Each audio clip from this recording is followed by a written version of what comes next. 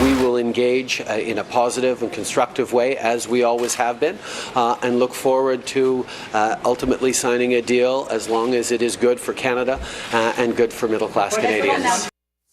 All right, Canadian Prime Minister Justin Trudeau thinks there has been some very positive progress with NAFTA negotiations. The 24-year-old trade pact between the United States, Canada, and Mexico is under reconstruction, and President Trump is hoping a new deal will benefit American workers more.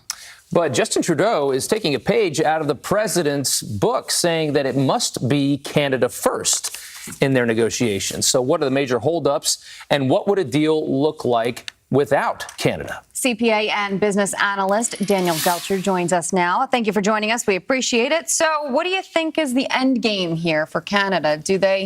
Are they playing hardball? Do they bend? Well, they're playing hardball, no doubt about it, trying to take one out of the Trump playbooks. Not going to work. These types of things only work for Donald Trump because of the nature of his personality. So the way I see it is that they're not in a position of leverage. The United States is. Now, the divide and conquer approach that the president has taken, now he's got Mexico with us. So now Mexico wants to see a deal with all three countries involved. I think Canada is going to be under enormous pressure. And what happens here, in my opinion, Canada first is just avoiding Canada last because they're going to be left out if they don't get in on this deal. And one more thing to remember, the president has said if they're not going to sign on, auto tariffs, 20 to 25% put on Canada. So they're in a tough spot. He's weaponizing the American economy. So, the president has really so much disdain for these multilateral trade deals, these deals like TPP and NAFTA, and he likes to isolate countries and go one-on-one. Tell us why NAFTA, as a deal between the United States, Canada, and Mexico, was not as good as one-on-one with these two countries for the United States. Look, the president has made it clear. He's following that plan, actually, Rob, right? Because he's made a deal with Mexico. He's made it very clear.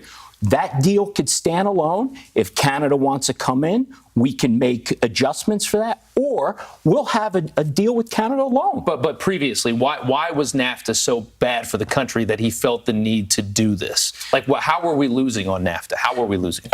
The president's position always has been that we've had terrible deals. And the reason that they're terrible is because he believes in fair trade, which means, in effect, let's get rid of tariffs completely or make them even. When they're not even, there's something wrong because you take away from that free competition. The president feels we could outperform other countries. If we have a level playing field, we win. We don't have that with NAFTA right now. So then what next after Canada? Well, I think the president gets Canada on board eventually. Canada will claim victory because they sign on to this deal, which avoids all these auto tariffs, saves their economy. Then it's on to Europe. Europe is already working on framework for a deal with the United States. Why?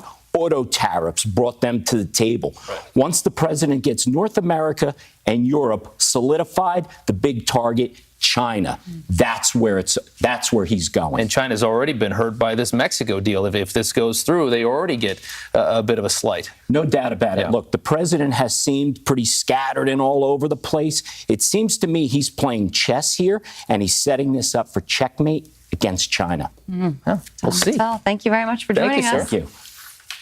It is 18 minutes after the hour.